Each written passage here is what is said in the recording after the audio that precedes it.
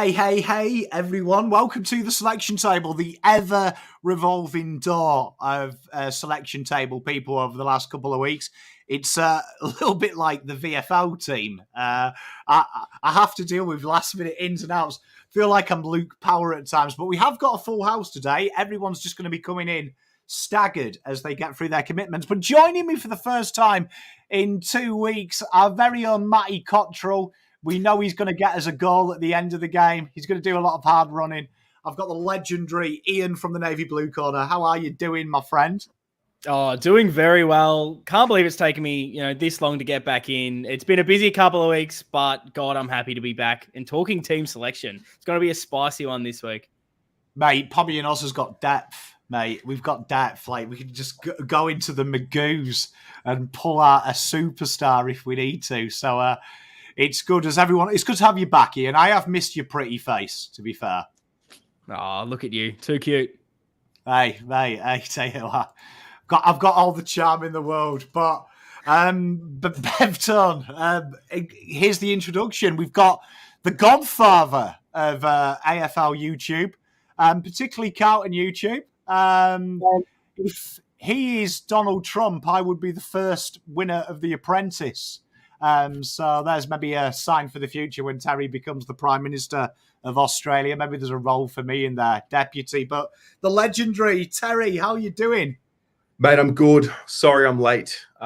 Just got a little sidetracked with Ari's banter, but it was good. I really do apologise for being late, but I'm happy to be here. Thanks for inviting me.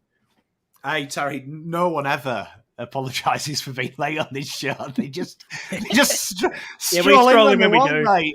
No, I feel like your prudence to your time commitments is a reflection of your respect to the person who invites you. So I didn't mean to disrespect, Well, I mean, we've got Paul coming in, and as you can tell, we're 3 minutes in. So every minute he's late, I'll just add it to the disrespect column. He has warned me, though. I've been on live. What's he doing? He's actually live on radio, evidently. Okay. So if anyone wants to go on SEN and check that out, if he's not, he's just the best. He's the best blow off anyone's ever given. To be fair, but yep, there is no Let Dog. Let Dog is still skiving Alex in the United Kingdom, and Bucky, I believe, is got family commitments. So I've got 4 people. Right? Do you know what I mean? 4 people, 4 legends, 4 icons. But we'll get straight into it. Obviously, I'll just go around the room. GWS, Ian, is it just me or GWS? Like, if you had to pick a rivalry, not on geographical location, but of a team that winds you up, GWS are my number one. Like, really? I actually hate them. Wow. Yeah, because every bad memory of football, I'll see them orange pricks.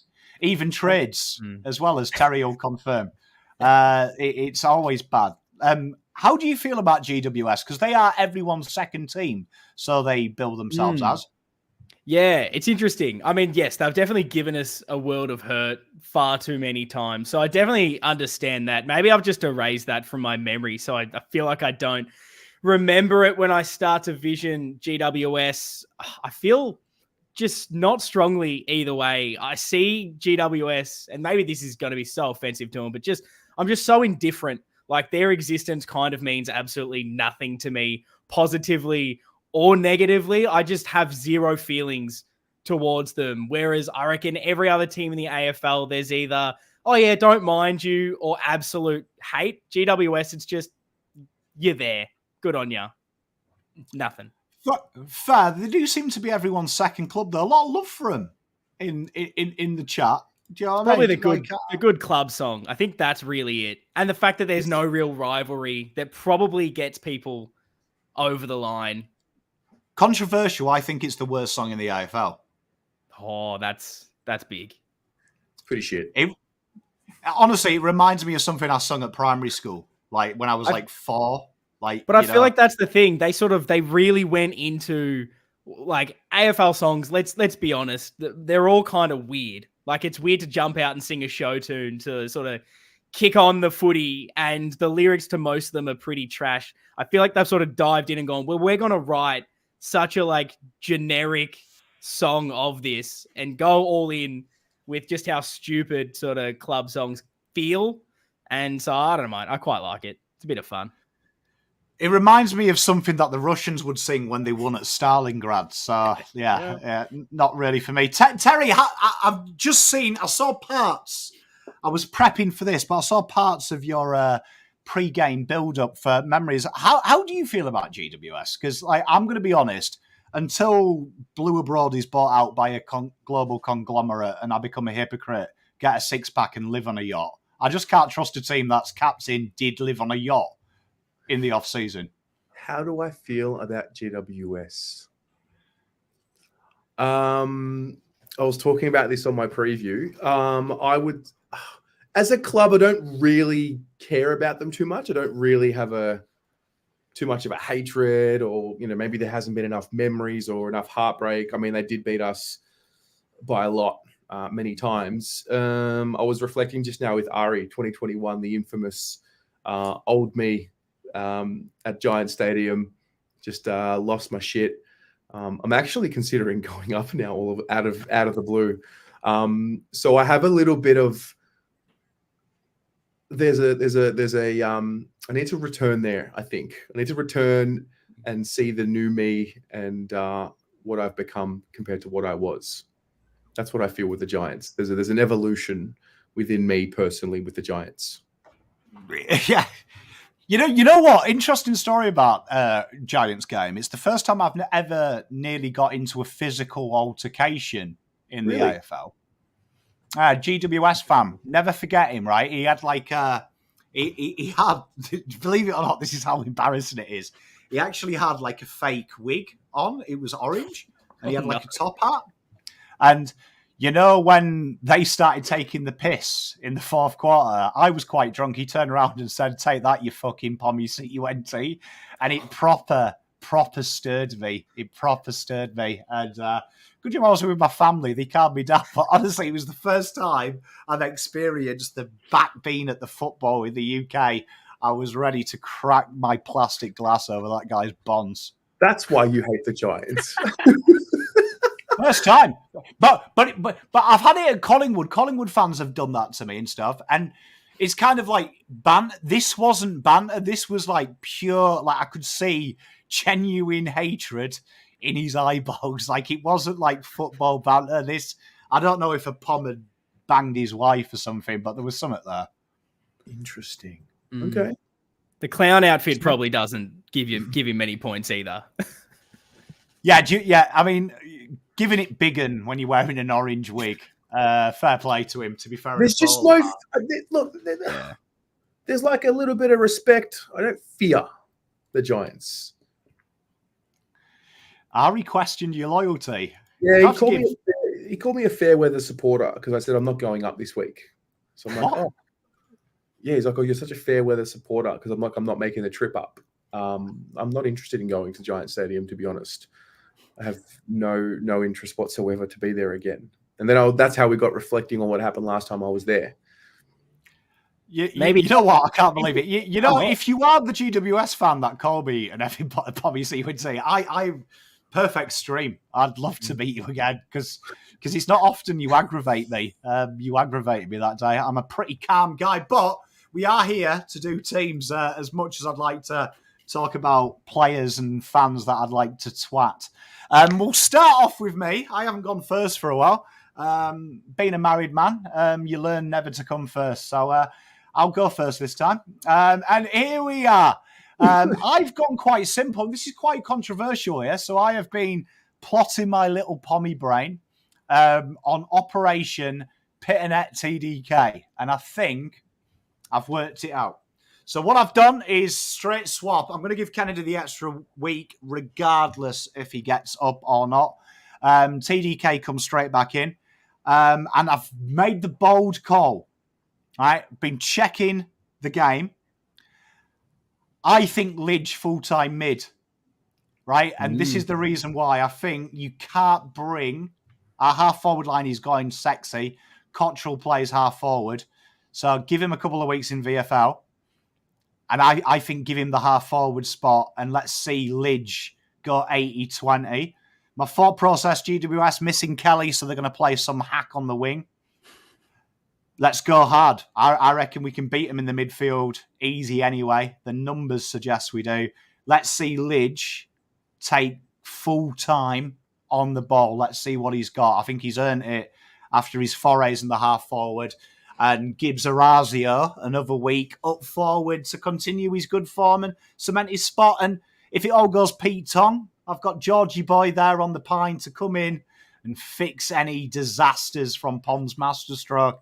There is the team. It is conservative, bevtone. Usually, I like to axe people. I've put the axe away. The axe away. You've gone very nice this week. And I will field questions from the chat and the esteemed panel. Gee, it's hard to pick that apart, to be honest. You've kind of explained it really well. Going the 2 rucks as well, I don't mind it. I kind of want to see it again now that everything else is working the best it has. And Pito, I thought, played quite well and really built into the game against Richmond as well. The fact that you want to play Elijah in the midfield pretty much gets my vote immediately. And I think that that's a good thing now that we are starting to play some really good football, trying to learn things in the back half of this season now that Chera's back in there as well. Why not experiment a little bit and see what he's like spending more time in that midfield? Because we know what he's like on half forward. I feel like now is the stage in the season where you can probably do that and get away with it. And if it doesn't go right, you can always move him out there. There's enough talent to move through. And you got Hewitt on the pine. Yeah, I quite like it. There's not too much I can really pick it apart, to be honest. Mate, thanks. And to answer Alex's question, Hewitt, I think Hewitt is just one of them normal players that I don't think an extra week with how hard he's working will really affect him. It will really affect him. So I think this is the week to try it because I think my mindset is we are a 2-ruck system, right? I think that Voss has made that pretty clear that that's what he's looking for. The fact that Pitternet was rushed in with literally no noise and the way we picked the team. So I think it was that. And I also just think that when you bring Pitternet in, I look at successful 2-ruck systems like Darcy and Jackson. They just heavily rotate the midfield to compensate when Darcy's there and Jackson works where he does, where Pitternet was working forward this week. So I don't mind it. And I just think Briggs is a bit of a beefcake, isn't he? And he's got a bit of a reputation like Darcy for going knee-to-knee contact. So if there is any issues with TDK, let's try it this week. I think this is the best week to try it because the games after this, we should romp home. So let's try it in a tough game. Tough game. I have a question. Go for it. The Cincotta matchup, unless you said it while I was just gone briefly. I didn't, no. Okay. The Cincotta matchup. Lockie Whitfield, I think. Yeah. I think he looks like the kind of guy that Pom Cotter would love to chin. It's a tough one, isn't it? Because, I have been debating doing a bit of... I really do like what Sydney do, where they put someone on their tagger. Yes. And I wouldn't mind to see Cincotta match up with Tom Green and in this lineup, if they played like this, and give Lidge, Chera and Walsh the extra protection and say, let's just put a body on a body. And once Tom Green's out of the way, it's they're all lightweight midfielders. Yeah. Yeah, I think there's certain halfback flankers that don't need a tag, but I think Whitfield is one that needs attention. I think he could be the hardest one as well because he floats wing on the ball, halfback. Will be an interesting matchup with Pom Cotter because we know he's got the engine, but this would probably be the hardest matchup ever. But I mean, I don't fear their midfield because Tim's saying it there. Green on Cripps. Cripps seems to love playing Tom Green. I know you go on about it all the time, Terry. That seems to be like his favourite matchup, Crippers. I think there's a little bit of this is still my territory type emotion from Cripps. And Tom Green is next. And I think he will be that, you know, a similar type midfielder to Cripps when it's all said and done. But I think Cripps likes the fact that, you know, there's a youngster coming through and he's just got to make sure he keeps putting him in his place until inevitably Tom Green takes over. Could be an interesting one. It could be an interesting one, but it's going to be exciting. Toby Bedford, Jason Thing are asking. He does do a bit of their tagging job. I just don't think Bedford would be someone that our Blues worry about. Is it just me? Like, I know he's got a pretty decent success rate of being annoying, but I don't think Walsh Chera would be bothered by that. Yeah, and I think we've got enough now depth through the midfield that even if you do get a bit of a hold and stifle one of them, if someone else is going to take the mantle, you know, if you keep Walsh quiet, well, Chera's going to go big. You keep him quiet, Cripper's going to go big. There's so many plays we can rotate through there now, like you're saying, to even give Hollands a go through there. I'm just not worried about that negating component of things. I think it's interesting with where Cincotta can go this week. I agree Whitfield is probably where I would see it. I think he's so vital to the way GWS move the ball that a part of me wonders whether they'll continue this trend of him playing on that interceptor. He's done it the last few weeks. We know that that's a big strength of GWS in the back half. They've got a lot of tall talent that like to take those intercepting marks. I guess to throw a question your way, do you see that is a possibility with Cincotta, and what's the matchup that you would like through that? I would be interested if we do what we did against Melbourne, and Himmelberg seems to be their like real threat. And I know it's a massive ask. Tom Stewart was Cincotta's last victim when he played a real tall player. Would be interesting if Carlton did that same trick and said, "Well, we'll drive the ball in low and we'll try and stop," because Himmelberg gets all them cheap, loose, uncontested intercept marks. I could see it happening because I think Himmelberg is dead in the water when it's on the ground. Just my only concern is Himmelberg, I would say he's a pure tall player. And I don't want to doubt Pomcotta's ability, but I doubt that's a big ask. He's done it. I'm sure he could do it, but it feels like it's a very bold call, very bold risk. But I could see it happening. I mean, Tom Stewart up, and Tom Stewart's as good as anyone aerially. So, I mean, other than Tom Stewart, I don't really worry about their backline with no Sam Taylor either. Like, I feel like they're sitting ducks. Love that. You know what I mean? I could be wrong, but there's my team. Elijah back on. And someone said it's like shooting Bambi if you mean to Pom. Terry did shoot Bambi. Terry, take me through it. Okay, I'll take you through it. So I'm bringing in TDK for Kennedy. I want to see TDK and Pito because I think it works. And I think the best version of it that we have seen was against the Giants. Now, I've rested Ollie and I've brought in Cottrell. And this is why. I think Cottrell is in the best version of our team. I think the chat about potentially resting Ollie earlier in the year was around bringing in Binns. And my take back then was, no, that's not going to work because Binns is not a better option than Ollie for a number of reasons. The team is at a point right now where we're a lot healthier. I think we need to get Cottrell into the team sooner rather than later. Get him at least, as many minutes in the AFL in the lead up to finals. So I want to see him in. I think Ollie, 1 week rest will do him the world of good. He's played 14 games already this year. I think he's doing a really good job, but I think Cottrell has a bit more upside than what Ollie does playing on the wing. And I want to see it. I want to see Cottrell. I want to see what it looks like. I want to see it sooner rather than later. You know what? I do like Cottrell as sub as well. I think it's like watching the VFL. What's he going to learn? Like, I do like that argument because we know Cottrell is VFL ready. So you know if you're playing him, he's going to have a good game and you're not really going to learn anything. But the sub, there is something sexy about Cottrell as sub, isn't there? Because he's going to come on 20 minutes and take the game on. Yeah, obviously this is if Cottrell comes up. Right now he's listed as a test. But think he's ready.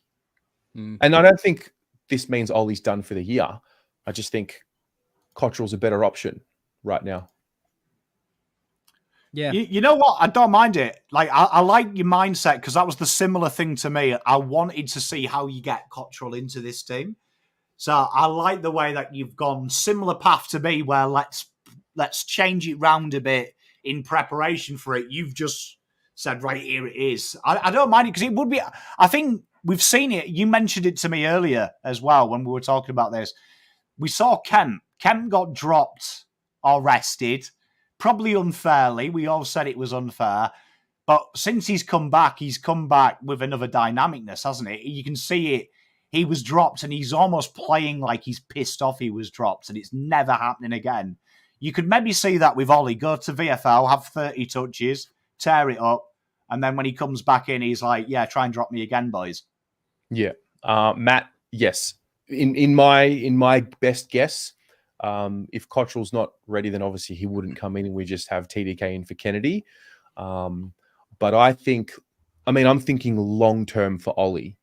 I think disappointment early in your career is not the worst thing for a player. In that matter of fact, I think it can motivate them to find another gear. And if we can just spark a little anger inside Ollie just before finals, that he forces himself back into the side where we've got to push Cottrell into Orazio's role, and then, Holland's back onto the wing, then we're talking. I'm thinking about 2 steps before finals rather than just this is the team for finals. Yeah. I don't mind it. I think that, like, a guy like Ollie, he's young at the moment. Why not manage these guys through a long season? We saw it with DeConing last week. I like it. I think it's a smart thing to do to make sure everyone is right and peaking at the right time. He's had a fine season. We probably haven't seen the highs of Ollie that we saw last year. So yeah, I guess like a kick up the backside could be the thing to spark him. I guess my only concern with that is having Cottrell as the sub rather than straight in. So my sort of question to you is, what does your wing rotation look like, not having, I guess, that direct replacement straight into the team? Yeah, I think we just make it work with what we've got. We've got plenty of rotations. Walsh can play a little bit more outside if we need him to. Chera's there. Hewitt will slot back into the field, take an inside role. I like the balance of that inside-outside. I mean, we don't have Kennedy, which is awful, but when we don't have Kennedy and we have Chera, Walsh with Hewitt and Cripps, I think there's a better balance. And so I think we can figure it out. And I don't think we would then become as dominant on one side of the field. So I feel like we are right now, and that might just be the way we play. But I think in this iteration of the team, we have a bit more trust and a bit more dominance on both sides. And then when Cottrell comes on, I mean, Ollie's doing what do we call the role? I mean, it's unrewarding. Cottrell has been doing it his whole career. So he can get there, do the unrewarded running, but he's got the smarts as well. Yeah, I like it. I like it, Terry. Hey, tell you what, it's not often someone comes on the show, drops me boy. But I think you make a good point, Terry, that we're thinking about winning a flag now. Yes.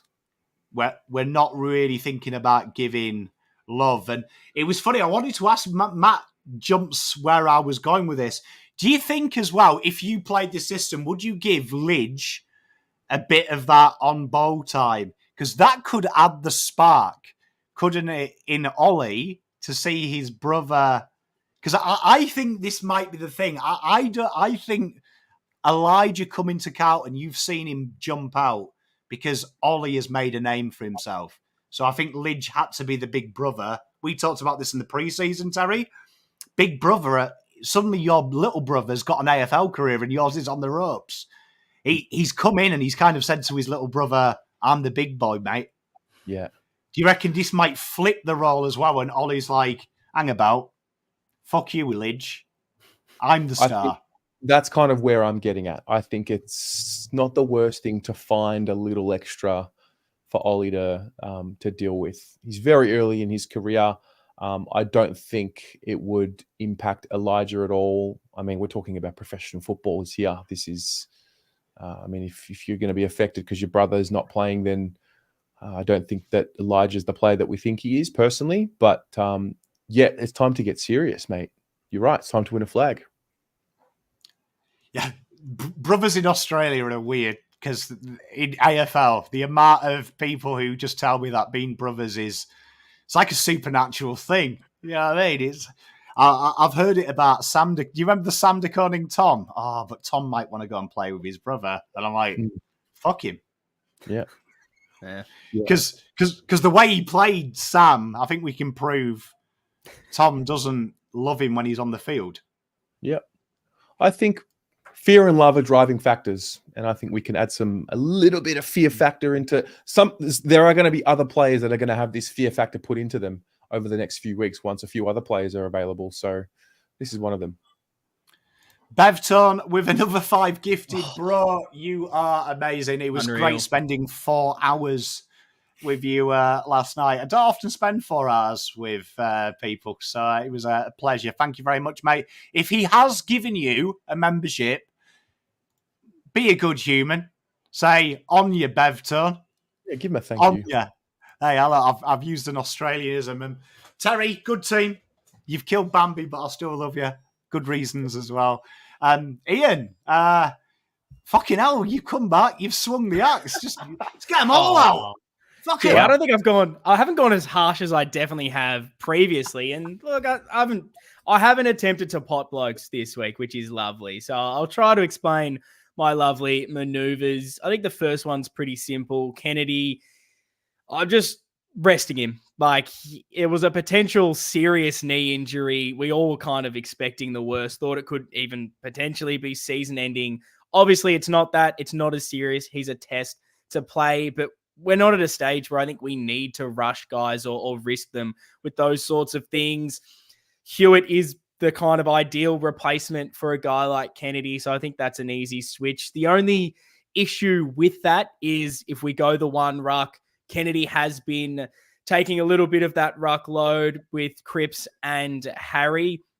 Obviously, when you are in the ruck, there is a little bit more of a risk for injury. Losing Kennedy means the risk for Harry and Cripper goes up. Not ideal, but I don't know. I think at this stage, just run with it. We can sort that out because I have decided to just go with the one ruck this week. I really wanted to keep both. I wanted to bring De Koning in and allow Pito to stay because, again, I don't mind the 2 ruck system. I want to see how it can flow with everything else working as well as it is right now, but it's that opportunity cost. And De Koning's form's been amazing. He has to come back into this team if fit. Trying to look at who I could drop out for Pito. To drop out so I could keep Pito in the team, and I just found that task impossible. Right now, I'm looking at who that could be, and it's unfortunately it'd be guys like a Chincotta or a Fantasia. I'm definitely not dropping Chincotta right now. And then Fantasia's just kicked 4, had his best game of the season. You can't drop a guy like that. So unfortunately, I have made Pito a bit of an omission, which is sad, but that's just the way it's gone. And then that last bit is the sub. Very tricky. I think right now there's not a lot of guys I see in the VFL really putting their hand up to come in. I think Cottrell, like you said, Terry, is probably the most ideal candidate for it. I just want to see him in the VFL for a week just for match sharpness more than anything else. Like everyone else right now that's coming back from an injury, just, settle. Don't risk it. Doesn't need to come back straight away. Give him a week to get a bit of form under his belt. And then maybe controversially to what I've just said there, I'm making Cunners the sub. This is, I guess, on the provision that he's played enough VFL minutes in the last 2 games. Unfortunately, I haven't had the opportunity to watch it. So if he hasn't, then don't throw him in here. But the fact that he's played a couple, I just like the idea of the player that Cunningham is. Perfectly fits my ideal sub. Someone that is a front half player, connector, bit of pace, uses the ball well, a bit more of an attacking substitute than a traditional small forward like a Motlop or an inside midfielder. So the fact that we don't have a lot of options right now, I'm giving Cunners a bit of a nod because I don't really want to give him a full game right now on form, but I think the sub is where he can maybe impact a little bit better right now.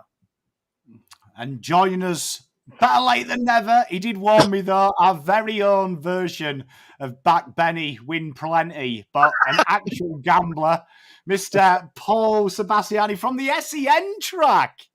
Yes, we're in the racing studios tonight. Very good evening to you all. Pommy, Ian, Terry, chat, audience. How are we all? We're good, So mate. good. Very good. How can We're we not good.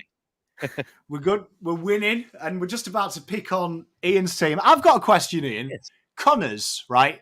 When everyone's fit, so obviously we've talked about Terry's team, but Cottrell, quite hard to fit him in because Lidge is kind of the Cottrell and kind of Fantasia's kind of been playing that forward-ish role as well, going up the ground, protecting that left wing. Connors, like, if he's fully fit, and let's just say everyone maintains the form they're now, who does Connors replace? Yeah, it's a tough part. And I think that's the difficult part of this situation. I definitely have a few players above him. I'd have Cottrell above him in that sort of high half forward, breaking into this team before Cunningham. And that's, I guess, the issue around him. There's scope for him to come into this team and perform. We've seen it last season when we were flying. He was part of this. I right now see him, his best position in this team probably is the sub. I just think that there's a bit more durability from others. You've seen better form from others this season. So, yeah, to maybe fence it on your question there, I kind of don't see him breaking into that starting team. But, you know, if he gets that opportunity, we've seen him play well. That was the most vanilla answer ever. Wow. Bravo. Fine, Fantasia, if you want one. Fantasia's the spot up for grabs. But I see Cottrell taking that well above him right now. So I'm kind of not even entertaining Cunningham in that starting lineup. Nah, I agree. Lads, have we got any questions for Mr. Ian there? So yeah, I do. I mean, I do agree that Connors and his attributes really do fit that of a sub. If you're bringing him in this week as the sub, does that mean this is a potential pathway for him back into the side? And if so, why not just have Cottrell as the sub? Because it sounds like you don't see a pathway for him.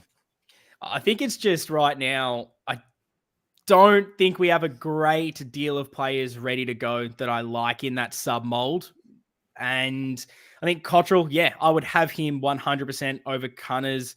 But Connors has played the last couple of games in the VFL. Cottrell, after a long layoff and with that stress foot injury, personally, I think that the best path back in is at least some sort of match sharpness.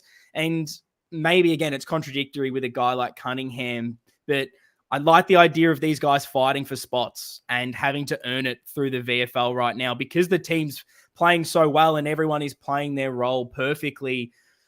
There's one spot up for grabs for me this week, and it's the sub, and I'm giving it to someone who's maybe a little bit more fit and has at least played a little bit more in the VFL. But again, it's, you know, give me 1 week, and that's Cotter's spot, most likely. Fair. Paul, you got any questions for... He's killed Pittle as well. No one's talked about it. Bevtone took the piss as well, because I think you've dropped Pittle every week. I've come in halfway as Ian was announcing his team, but the Pitto omission, is that, I mean, was that a tough call to make, I'm just going by, so just horses for courses, right? So the 2-ruck system worked really well against GWS and Briggs last time we played them. Was there a consideration just based purely on matchups in this game, or are you going off what we've shown holistically over the last month and a half? I probably looked at, it's a great question. I probably looked at everything, to be honest. I do like the 2-rucks system, and I don't mind it for the matchup again with a guy like Briggs being that bigger body and kind of wearing him down. And I think obviously TDK solo works perfectly. We've seen it, but some of his best performances before that were when Pitto sort of wore down the ruck to start, and then Pitto in the last quarter, nice and fresh, comes in and gets every single clearance. And it was a really tough decision. In the end, it was less around me preferring the one ruck or two rucks, and just I could not drop anyone else to keep him in because I wanted De Koning in that team. And I just, on form, I could not see myself getting rid of anyone. I think I said it was like either Chinkora or Fantasia, and I felt like right now I could not drop either one of those. Listening to Pommy, maybe the smarter option there could have been keeping Hewitt as a sub and letting, Elijah Hollands a bit more time in the midfield and doing it that way. That I actually quite like now that I've heard that as an option. But yeah, it was really difficult to drop Pito, and I still feel bad about it. So Elijah going through a midfield rotation and keeping Hewitt off the deck, how does that, I guess just an opening question for all of you, but how do you think that would affect us? Would that it'd make us a bigger offensive threat, no doubt about that, but what about from the defensive end, Poppy? Does it take away a little bit from that end? Or it doesn't really matter? Because, Chera comes back into the team and he's undersold defensively, I'd have thought. Well, he's almost like his brother, like pressure act wise and tackling wise. So I think he's still got that hot spur in him. But my team was basically Pitternet and TDK in, Kennedy out, and I'd moved Lidge on the ball, kept Hewitt on as the sub. So my argument was Pitternet is that bigger body in the midfield, so you're going to be slow when he's there. Oh, sorry, Paul. Is that enough? It has the answer. Go fuck myself then. Big power move, I tell you what. Don't like something, just exit the stream. No worries, boys. Had enough. That was straight out of my wife's playbook. That was. Do you know what I mean? Ask me a question she doesn't want to hear the answer to, and then just shut it down. That was.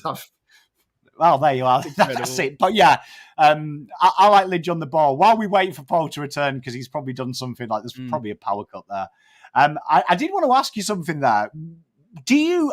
I know we take the piss that you hate Pitternet, but I know you do like Pitternet because you're a man of substance. You're a man of football. How do you think? Like, obviously, we've proved. I thought last week that Pitternet's nothing to do with our turnover game. Yes, but thank God. I think we'd agree when you do watch Pitternet and TDK with Hewitt and Kennedy. It does then become very one-paced, and I think that's why Pitternet looked good this week. He had that dynamicness around him. Long-term, if it's a fully fit Hewitt and a fully fit Kennedy, question to both of you, you can only keep one in the team. So I'm not even allowing you to have one as sub. Who are you choosing? And chat. Gee, that's really tough. That's really tough. For me... And this is where I feel like people think I don't like Pito. They definitely don't think I like Kennedy. And that's why I think I'd have to go Hewitt. I think as a player on ball, I prefer Hewitt. I like that he does a bit more of the dirty work. I just think he's a better inside midfielder. What Kennedy, to play devil's advocate to it, what Kennedy's strength is a bit more versatility. He can go around. He can be that, second ruck at times. He can play in a multitude of positions, whereas Hewitt is he plays inside mid and that's it. But at the end of the day, if I'm picking someone to play that position, I just think that Hewitt is that better player and has a bit more experience as well that probably helps us at those bigger occasions. I'm a Hewitt man as well, if I had to pick between the two. Yeah, I find this tough, because I find Kennedy is a bits and pieces player in it. He can play anywhere, which I would think then when everyone's fully fit, someone should have that role locked down. So you don't have to have a bits and pieces player. It's a tough one, isn't it? Hewitt allows Cripps to be more free. Yeah. And the midfield as a did whole. Answer your question, Paul, but then you just stormed off in a huff. My camera just went to the shit, so where I've had to just quickly change studios. We had a good laugh. The question I asked everyone's fit. You can only pick Kennedy or Hewitt. You can't have them as sub, so it's only one. Which one are you choosing? Jesus. Ugh. It is tough, isn't it, this one? Do I feel Matt Kennedy is playing better than he was last season? Geez, I don't have an answer for you. I actually don't have an answer. It's too hard. I don't know. Is that an answer? Is that a good enough answer? God, mate, imagine being the selection committee. God, heaven forbid. So hard. It's tough. It's tough. I love Matt Kennedy, right? I love Matt Kennedy. And I was having this discussion with a very close friend of mine, Matt Galante. Big shout out to Matt. He said Matt Kennedy would probably walk into, I'd say, nearly every other single team in the AFL. Would everyone be in agreement with that? I would suggest. Just trying to think. Who Matt Kennedy. I don't think he'd get into Sydney. Okay. One. No, I was just going through the ladder. Yeah. So that's 1 out of 1. He's in Carlton's team, obviously. So that's one. I feel Kennedy is a more dangerous footballer, ball in hand, but I feel Hewitt is just far more disciplined when it comes to just purely playing that defensive midfield role. So for me, I'll just side with Hewitt, but it's a genuine photo finish. It's a bob of the head. But no, I agree. I think he would. You know what? It was funny you say this. I was actually chatting to a mate today, and I was reading St Kilda's war chest and North Melbourne's war chest, and they're linked with the league. I did say if I was North Melbourne, I would be throwing the farm at Matty Kennedy, because I think if I was them, he's a mid-age player who has proved his AFL ready. LDU literally has kids backing him up. He would be that. And I said St Kilda, they don't have them either. St Kilda has no Matty Kennedy. No one like Matt Kennedy. Jack Steele is basically Cripps 3 years ago. So, I don't want to sound St Kilda's war chest. Well, that's what they keep calling it. Need a trumpet. I don't have it here. But that's what I can't wait for him to put 80K on Marchbank. That's what they keep calling it. So I was just being fair with them. St Kilda's war chest. I'm done. What a club. But whack. I mean, it is. I mean, obviously, Sorry. you know, sauce. With your respect, but I just. Oh God. Oh. Do you know what I mean? But I just feel like he would be a player if I was 10th on the list, on the ladder. I'd want to bring into my midfield. He's lost him blown gasket. I love it. I feel like Brad Walsh off the chase. You know? Oh, Fanny Schmeller. No. Yes. But I'm sorry. But yeah, to back your mate up, I do think I am surprised no one has been linked with Matt Kennedy. I just feel like if he's that player, you would target because he's probably not Carlton's best 4 midfielders, but he's probably too good not to be the best 4 midfielders. Yeah. He kind of frustrated me a bit on the weekend, but he's just such a solid footballer. Both are. But yeah, for me, I just side with George Hewitt, but it's not. I think both are. They've been great for us over the last few seasons. And people will love your team, Paul, because we've had a few. I think it was Matty Anderson asking about no one's gone Motlop. You've brought the WA destroyer in. Yes, I think the sub role works for him in this game. I don't think he has quite warranted selection on the field just yet, but I suppose he's a player that, if we needed to make a sub early, he could definitely come on, and he's an aggressive substitute because he'll play forward of centre as well, which I tend to like. I do really hope they rest Kennedy, to be honest, just because Chera's come back in, which is great, and Hewitt was the sub last week, so he's had that bit of a freshen up too, which is nice. And it's I say like for like, the roles are kind of similar when it comes to Kennedy and Hewitt, but I would suspect that Motlop would be.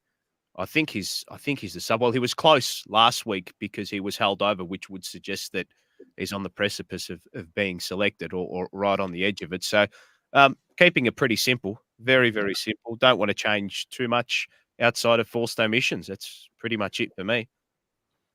And you've gone the extra week with TDK. Is this what Terry and me and Ian kind of alluded to, thinking about finals and making sure they are all right come finals? Yeah, I erred on the side of him coming back in just from, but I thought maybe they could just give him another week. I thought Pitternet was, he had a bit of time off, so you're trying to get back into the swing of things, and I think they're almost like for like rucks, these two as well. So, and the fact that and I know it was against Richmond, and they're vulnerable horrifically from the turnover game, but it might actually open us up just to give him another week off. It's an away game.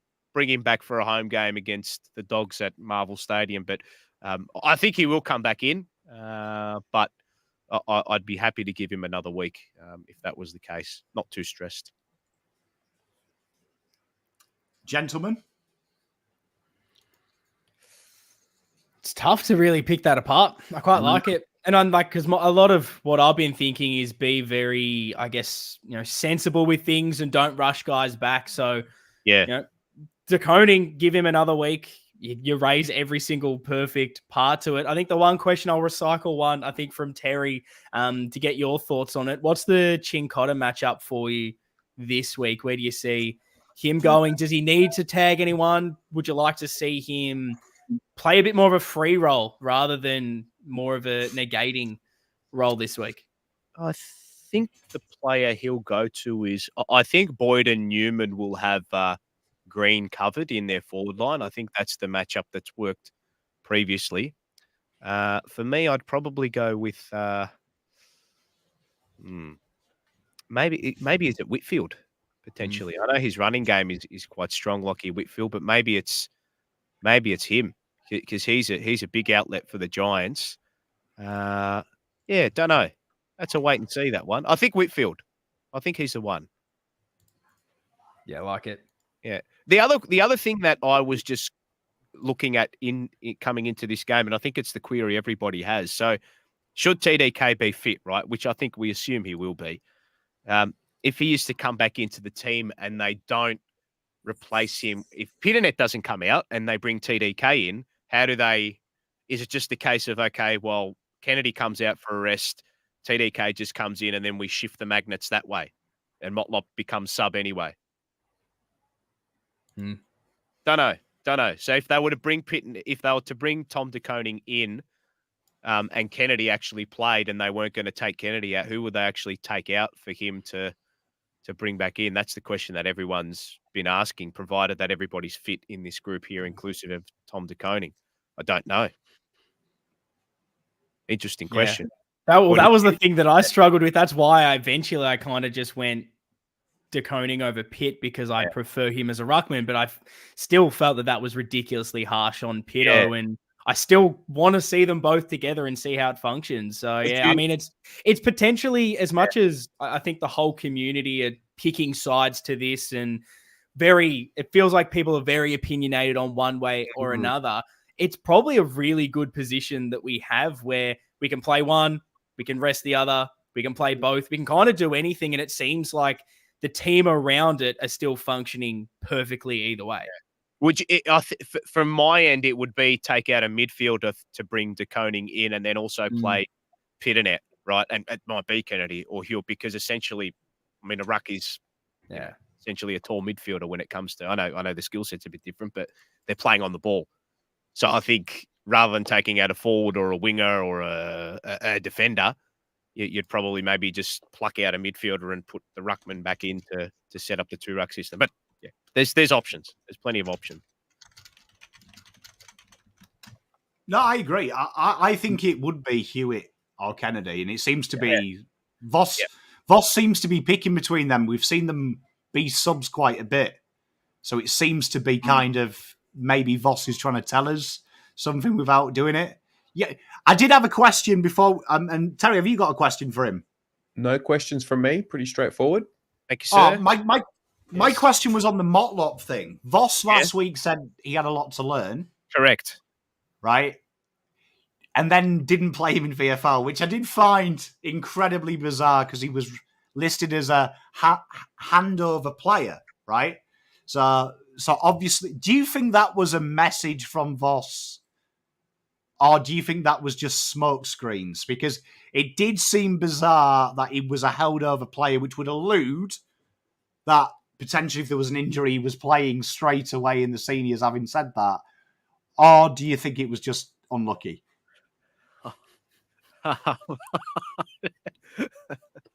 I'll say, mate, he probably does have. He still does have things to work on. I think that's pretty obvious. I mean, but if push came to shove and that to put him in the team, I think they would definitely be playing him. So, I mean, he was probably going to play early in the season had he not gone through what he'd gone through, because he was playing the preseason games ahead of a few of our other smalls. So.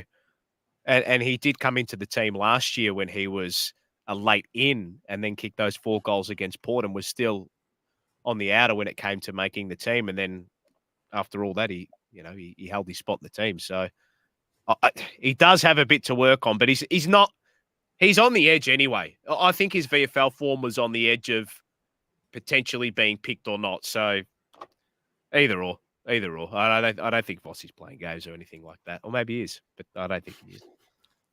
I do like both yours and Terry's sub, and Ian's. I do think that's maybe. I'm keen for 20-minute spurts from these players. I think it helps them in. But we come to that favourite time of the week, and I got excited about Richmond last time.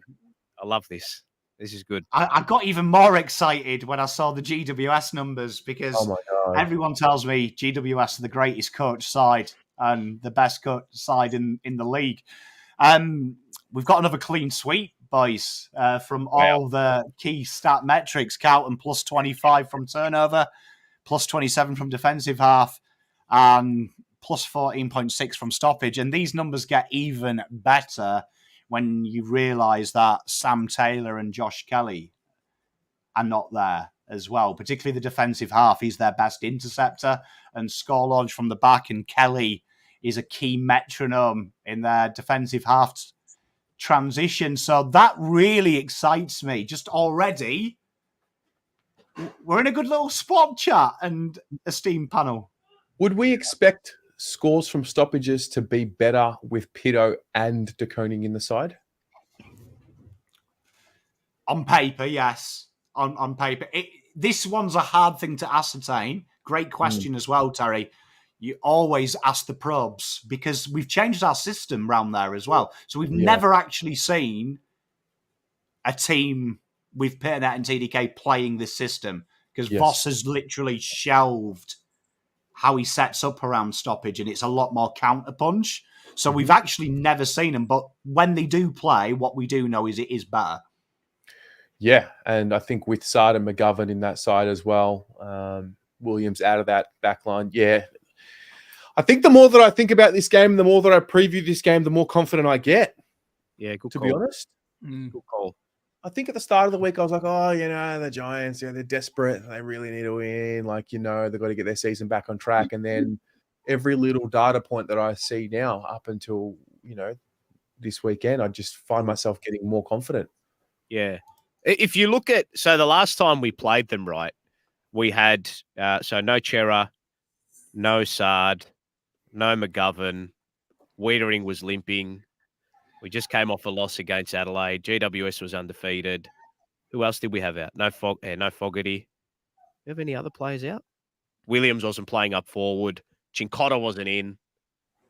So it's a completely different team to what faced GWS back then, right? And it's a far better team than the team that played against GWS back then. It's also in form. It's also spiking in ratings and performances. And GWS is starting to just peter off with their performances. And they have no Kelly, no Taylor. And they get the only player they get of any influence who comes back into that team is Stephen Canilio. But we have 5 to 7 changes from the lineup and positions in form. Yeah. And we beat them by 3.5 goals. Yeah. So how do you I'm just looking at this as logically as possible. It just, I don't know. Anyway. Mate, I feel confident. Terry, get them flights booked. Get fan cams from a hotel room. 58-point win. You get to see my smiling face as you pour a wine. maybe. Let's see. Get it done. Well, I mean, we've got to do the hard thing now. We've got to pick the team. And you know what? What I've noticed is we always have 26 names. Just recently, since we've got good, we have 26 spots, right? So we pick a team of what, 23? So it's getting harder. It's getting harder. So I'll start with Ian. We'll go bottom to top. Yeah, that kind of makes sense. Ian, Backman, who the hell are we saving? Yeah, could save a couple of people, but I'm going to save one of my men, and it's going to be Lockie Cowan. Thought he was tremendous on the weekend. Massive opportunity against Bolton and killed him. So, yeah, Lockie Cowan, thank you. Mate, I love it. Cow is in there. Mr. Terry, who you saving? Sard. Oh, I hate it when he does that. I love it. Paul, who you saving? We will save the other man who missed out on this game last time, Mitch McGovern. Mitch McGovern. Okay, I am saving. I'll save Brodias Kempis. Okay. Right. So we need a fullback and we need a halfback flanker. Chat. So throw in your names. Lockie Jack. Unfortunately, Plowman is not eligible for this. And an interesting thing as well, chat. None of us gave Kennedy this game as well, which doesn't usually happen. So, chat, give me two on the player pool. You've got Akers, Boyd, Chera, Chincotta, Cottrell, Cripps, Cunningham, Kerner, Elijah, Fogarty, Hewitt, Hollands, Mackay, Motlop, Newman, Alazio, Owies, Pitternet, TDK, Walsh, Whittaker, Williams. Let's see who we've gone. We've gone Wheaters and Boyd. Boyds and Wheaters. Tell you what, it's amazing how this just kind of picks itself. And it does. I'm glad Matty Anderson. You know what? When I pick this team, you know, I always call him boring, Terry. I always forget Newman. I always do. Like, I write it down and then I'm like, fuck, Newman. Everyone forgets Newman. I think Newman even forgets Newman. Mate, he's going to start on the bench as well, poor guy. Well, I'm surprised Boydie's going to play this week after the bloody sleep deprivation he went through last night. Oh, my God. Imagine sitting through that. Well, I mean, we did sit through it, but like, imagine being him sitting through it and not giving evidence. Fucking rough. Honestly. You know what, Terry, actually, just makes me think. We've been doing ratings show and we've seen Newman getting higher and higher up. Did it ever cross your mind, Newman, to get the full-time wing role? No, it didn't. But I did some research for a fresh video that I'm going to do on how we got Nick Newman. And when he came over, Sauce actually made mention of that he can play up on the wing as well. A little quote there. He had that Eagles game, if you remember, as well, where he had that 4 goals off the wing. We're bringing in Cottrell and pushing Newman up to the wing. I've seen the light. I did some research. He ran 13.8 Ks last week. And it makes sense because he had 22% off halfbacks. So if you do the maths, that's roughly 15.8 Ks if he actually full-time winged it. That's huge. So, hey, I tell you what, we've just thrown a spanner in the works. I can't wait for Terry to save Newman on the wing now, and we've absolutely redefined it. Midfielders, Ian, give me a midfielder. Oh, make it easy. Paddy Cripps. Another 40 disposal game, thank you. Brownlow fancy at the moment. Mr. Terry, You've inspired me. Nick Newman. Oh. You know what, though? I actually don't. If you're going to come on this show, you've got to bring something different to the table. I'm doing it. Do you know what? I actually don't mind it. You know, Ollie getting a week's rest and Newman going further up the ground. It does actually turn me on a little bit. It does turn me on. Because it answers everyone's question as well. Who do you drop? Suddenly you've found a way to play 2 wingers keep the same team. It's a shrewd Mr. Paul. I like it. I do like it. Blake Acres, obviously. Yeah, that's it. Look at this. We've thrown a spanner in the works. You know what? If we see the team tomorrow on Terry's show and Nick Newman starts on the wing, I am convinced they watch us. Like I am like, right, that's it. I'm out. Who am I saving? I could be dodgy, but I'm not going to be. This is hard because there's too many midfielders here that I like that I want to save. I'm gonna bring Samuel Walsh in as an old school ruck rover, going back into the 80s there. So chat, I need two midfielders. You need a ruckman and an on-baller. You have Chera, Chincotta, Cottrell, Cunningham, Kerno, Elijah Hollands, Fogarty, Hewitt, Oliver Hollands, Mackay, Motlop, Erazio Fantasia, Ois, Pitternet, TDK, and Zach Arias Williams. So let's say we're going, oh, look at the love here. TDK and Chera. You know what, Shaq? Brings a tear to my eye that you love Chesney. It's not hard to love Chera. He's got a very stoic face. Do you know what I've noticed about Chera as well, guys? He's not threading his eyebrows anymore. He's not threading his eyebrows. Oh, wow. That is an astute observation. He's going the natural look, unless he just didn't do it last week. And yeah, he's either very due to get him done, or he's just decided to go back to natural look. I did not think we would ever talk about that on the team selection show, and that is what I love. When you know, you know. One of my favourite things about Terry is he does teach me about things that I never even think. You mentioned someone's hair the other week as well. Jacobs. It stumped me. Well, Jacob's now he's now getting the corners of his hairline like sharpened up, squared off. Yeah. Do you reckon, though, that it just means that he's just too busy focused on his football now? Yeah, I'd hope so. That, or he's going to the same Afghan, Iraqi barbers that I go to on Chapel Street. What, have they been closed for a week or something? Very good. Yeah.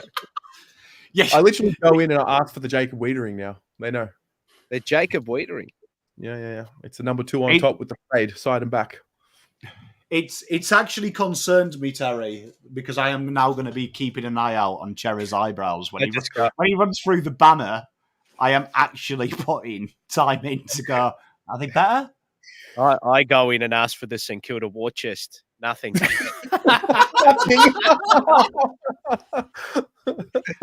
me the St Kilda war chest. All right. It's a 0 for you, Paul. It's a skin with the cutthroat. Thank you. Yeah. Can I just say, I had my, I don't know why I'm admitting this, but I feel like I'm in safe space. I used to have my eyebrows threaded. Mrs. Pom used to make me go and get it. There's nothing wrong with it. I think all men... I didn't say there was anything wrong with it. I said I'm in a safe space. I'm in a safe space. But I find it really hurts because I've got this scar from thingy, and it super hurts over that scar. Just so you know. It's the worst pain, but beauty is pain, mate. Beauty is pain. Oh, well, there you are. I mean, I hope you've learned something here at the Pommy and All show. There we are. Okay, forwards. Mr. Ian, we need a forward. Who you saving? Yeah, well, look, it's a strong pivot from Beauty Abroad, but I will look to keep Fantasia, I reckon, this week. That's great off-season content, that. It's super.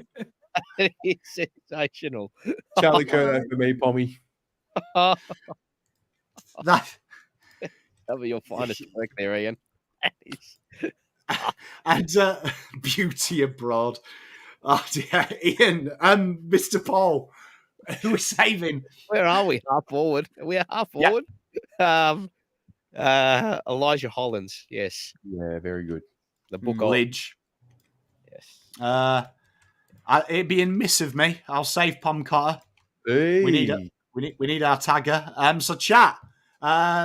We need a full forward and we need a pocket forward. And this is where it gets tasty for you, chat.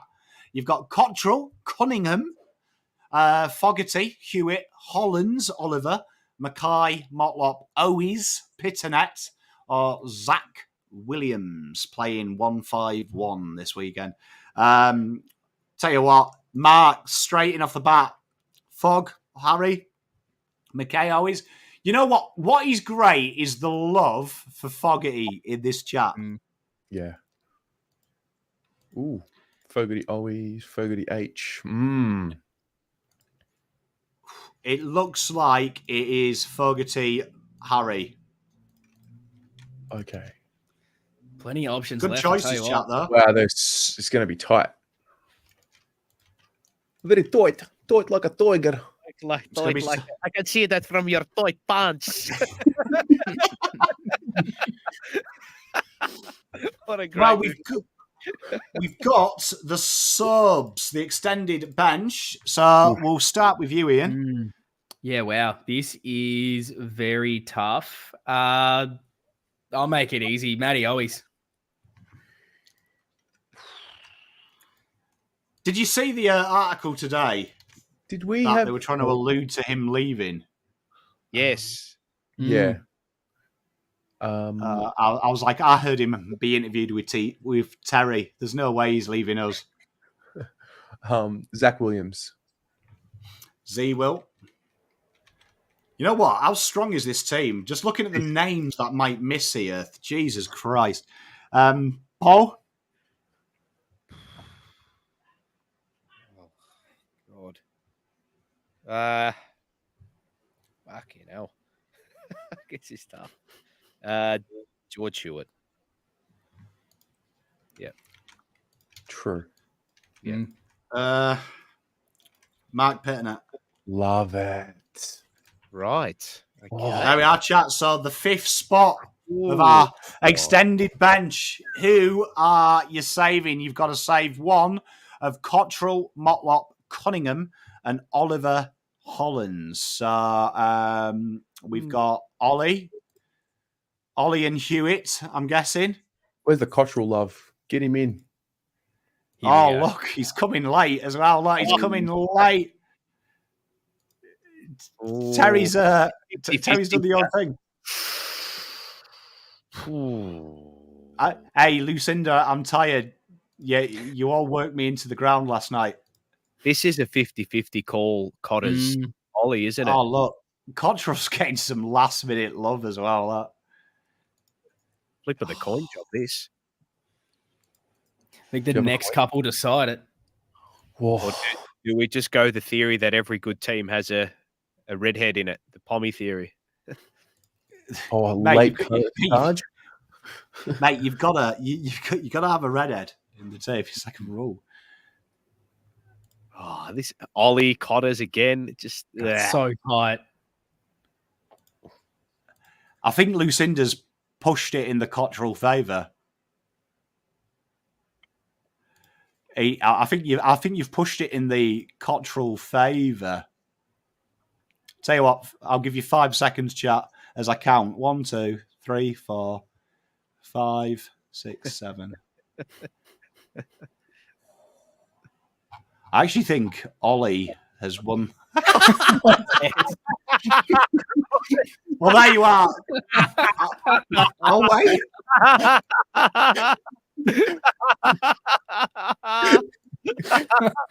Very good. Very good. I think it's just Ollie with the last 4 names. Terry pushed him over the edge. They're not having it. Jesus. Well, that did throw me. There you are, chat. There's your team. We've got Cowan, Wheater in Kemp, Boyd, McGovern, Sard, Akers, Cripps, Newman, Lazio, Kerno, Elijah, Chincotta, Mackay, Fogarty, TDK, Chera, Walsh, Owies, Williams, Hewitt, Pitternet, and Hollands. That's a team, mate. That is a team. It's a team, and Terry's Newman on the wing does actually kind of work there, doesn't it, then? Because you don't lose the rotation here. And it allows Hollands to rotate a little bit more. Don't mind it. That is a strong team. De Koning for Kennedy. And then Nice if we and want easy. to sub out Pito 3/4 time and just let De Koning bring it home with a bit more running power with Ollie to come on as the sub, mate. Might be the perfect game to give Ollie a bit of a little spell. He seems to go well after a spell. Yes. I do wonder as well if Carlton push for the 5-man bench, because then suddenly it makes the Peternet thing so easy, doesn't it? Yeah. I wonder. Well, I mean, Ian, before we leave, what the fudgery are you doing this week? Well, you know, in a weird way, I am currently live on Blue Abroad. 8 p.m. was the start time. So once this is over, feel free to head over there, go back from the start, doing a GWS preview show. Already chucked out the Richmond review, so that's all out there as well. And then doing the exact same thing next week as always. Mate, and you are actually on your own currently on his channel. So yeah, it's been tough. You know, Lockie over in the UK, he's given me nothing the last couple of weeks, trying to organise the schedule between the two of us. Guy, honestly, that guy is on holiday more than an Instagram model. I've never seen anyone be on holiday. But every time he leaves the country, we get good again. So I don't know. I've heard many listeners to the pod are trying to give us money to keep him over there. Man, well, Mr. Terry, you've got loads of exciting things planned. Tell me what you've got planned this week. Yeah, got the teams tomorrow. That'll be fun. Live, 5:30 p.m. I have got a new Carlton People episode dropping tomorrow with the lovely Explicit Empress. Great chat. It was really, really a unique connection that we made in the episode. And then just much of the same. Watch along, fan cams, away days, just another week. Just another week in paradise. Are you going up, Terry? Have we convinced you? No, not at this stage. I haven't had a chance to just not be live so I can actually think about it. I don't think I want to go, to be honest. And you haven't been to it. You haven't been interstate this season yet. I have not been interstate this season yet. No, I haven't. And I don't think the Giants will be the first game that I go to. It's understandable. The reason why I'm not going is probably the reason why Ari pushed me to go, because it was like, go back to the scene of the crime and make it. Okay. Yes. Yeah. Exercise the demons. So exercise the demons. Yes, exactly. Yeah. Okay. Interesting. Yeah. Full mate, fair enough. Bob, Paul, what have you got on this week? Tomorrow we are recording a later edition of an Untitled Blues pod with the great Nick Negropontis, who's been very under the weather, the poor bugger. So we'll be recording that tomorrow. And then Tuesday will be JP as usual. And then just a weekend of putting the feet up. We'll be on the fan cams post-game. Be tucked away at home watching the footy. And hopefully it's a Baggers win. Fingers crossed. I do have, and this is not a premonition of mine. I'm not putting bad juju in the air, but we don't go particularly well after a free-to-play happens. So I'm hoping that can be reversed. After a what happens? After a free-to-play happens. Free-to-play. The tribunal. Yes. So I'm hoping that we rectify that bad juju and then head over to Marvel Stadium next week and celebrate a big milestone match. Mm-hmm. Yep. And I can't believe Mr. Ari as well, if he's lurking around anywhere, questioning Terry's loyalty. I mean, we used to do reviews after 100-point loss, smiling like, Jesus Christ. Fair weather. The whole conversation. I did reflections with Ari just at 6 o'clock. And the whole thing started where he's like, "Are you going this week?" I'm like, "No, I'm not going." He's like, "Oh, you're a fair weather supporter." I was like, "Oh, that's interesting." I know it may have been in jest, but jeez, that's yeah. No, I take it as a challenge. I haven't given enough, and I need to give more. He's right. Jesus. Well, what are we doing on Pomino's channel? I did plan a video today, and I can't remember what it was. But the preview is up as usual. It will be up tomorrow. We have got a rolling top 50 being released tomorrow. We have an unnamed special guest for the members, someone that is an expert on S&C. That's all I'll say. But an expert on actual strength and conditioning, like not like I work in fucking fitness first, like an actual proper S&C expert for the members. He will be coming on and explain. You talking to Carlton Twitter? Hey. I actually... Yeah. I'm talking to Barry from Warrnambool, right? Who's going to tell me that the players are soft and just need to get out there and fucking run down? But no, an actual S&C who works with young draftees and state-level footballers who's going to answer all of our questions about how hard it is and trends in the AFL and what young players come to ask him about. So that's going to be quite exciting.